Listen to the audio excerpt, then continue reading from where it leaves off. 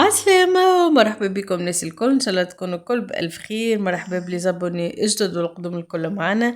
رجعت لكم امبروسيت ياسر سهلة هكايا ومشتية خاصة في شهر رمضان هكايا نحبوها، فقلت علاش لا بارتاجيها معاكم. روسيت ياسر ناجحة و1000% وتنجم تاكلها من نهار الأول. باش نعملوا مع بعضنا الترشي الزمني هكايا بن على بنة بالهريسة العربي. نودكم ولا نشهيكم بقالي كان نقولكم يلا ندخلوا بعضنا الكوجينة نشوفوا طريقة التحضير والمكونات شنو اللي نستحقوا.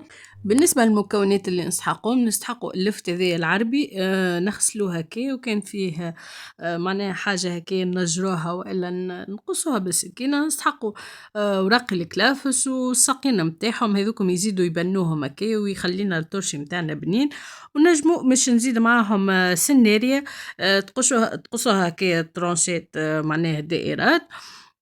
تزيد تبنن الترشي متاعنا تنجمو تعملوه لفتة كهو، راهو ليكم الاختيار نتوما شنو تحبوا. انا باش ناخذ كعبتين سناري كما تشوفوا هكا، باش نغسلهم كلهم مش نقصهم معناها شرائح، سواء تقصوهم بالسكينة دي المشنفرة متاع البطاطا وإلا تقصوهم بالسكينة العادية كما تحبوا. بالطبيعة ما يكونوا شخشين برشا ومهمش جواد برشا، معناها متوسطين. باش نكمل نقصهم الكل بالطريقة هذه. وأنا لهنا الحق استسهلت القصان بالسكينة المشنفرة هذيك وعجبتني وحبيتهم كي يكونوا محليهم فيهم التشنفيرة هذيك. وكملت قصيد زادة السنارية كيف ولهنا راهو الترشي بالنسبة لي أنا ياسر نشتهيه هكايا ونحبه معناها في رمضان، وتلقاه ياسر بنين والحق معناها ماهوش القوي، معناها يتاكل. وحاجة تعملها بدايتك تبدا حاجة نظيفة تعرف شنو فيها.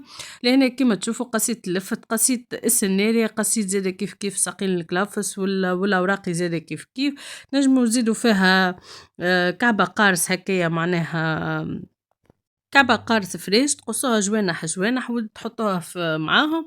نجمو زادة تزيدو معاه راس بصل هكايا تقصوه جوانح وتحطوه معاه. قد ما تزيدو حاجات قد ما يزيد هو يبنين معناها الترشي. اما هو الاصلي متاعو اللي هو معناها سناريا ولفت.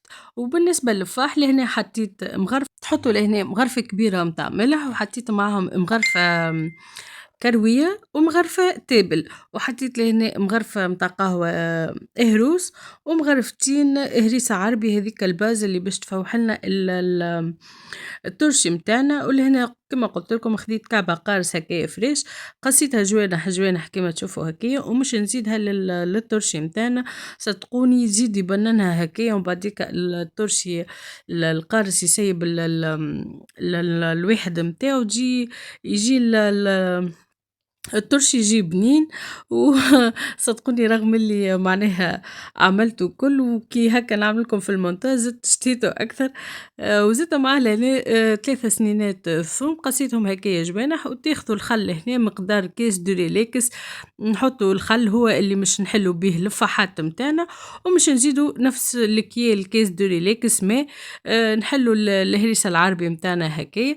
ولهنا راهو بالنسبة للترشي ما يسحقش الزيت هو اللي يفزدو، معناه ما يخليهش يصبر. نحطو جوست الماء والخل ويقعد لنا ما شاء الله، معناها بالكدا تنجموا تحطوه في حكة باللار والا في حكة معناها بلاستيك تابروير ولا حاجة تكون معناها ما يدخلهاش الهواء، تكون إيطانش، وتسكروا عليه وتدخلوه للفريجيدان. بالنسبة للترشي متاعنا أنا واحدة من الناس بعد نهيرين هكاك كليتو نحب تبدأ فيها قرميشة هذيكا، وتنجموا نتوما تخليوه 3 أيام وتنجموا تبداو تاكلوا. وساعات صدقوني حتى من نهار الأول نحط منه هكا يعجبني، معناه القرميشة متاعو نحبها. وبالطبيعة كل واحد ليه الاختيار كيفاش يحب، معناها بعد نهارين بعد 3 يحب يخليه 4 أيام ويجبد منه هكايا. وبالطبيعة كي تحلوها الحكة معناها ديما استحفظوا عليها في الفريجيدان، خليوها تصبر لكم وقت أكثر. بعد ما حضرت الخليط هذايا الكل متاعنا باش نزيد عليه باش نزيدو للترشي ونزيدو معناها للفت السناريا للكلافس ونخلطو بالكدا بالكدا بيديا ونغرفو بالكدا وهكا يكون الترشي متاعنا حضر. ان شاء الله تكون عجبتكم روسيتنا لليوم كما شفتوها سهله ماهله ماهيش مكلفه، المكونات الكل متوفره في كل دار. اللي يشتهي هكايا الترشي خير من اللي تاخذوه من المرشي والا من السوق ما تعرفوش فاش محطوط شنو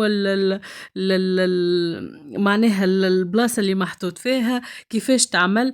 دونك اعملوها هكايا في دويرتكم حاجة نظيفة بيدياتكم وتبنوها انتم وصغيراتكم انوتكم ولا شهيكم بها. وكان جربتوها ما تنسيوش تبعثوا لي تجاربكم على صفحة الفيسبوك نفس اسم القناة ولا على جروبنا. نحبكم برشا.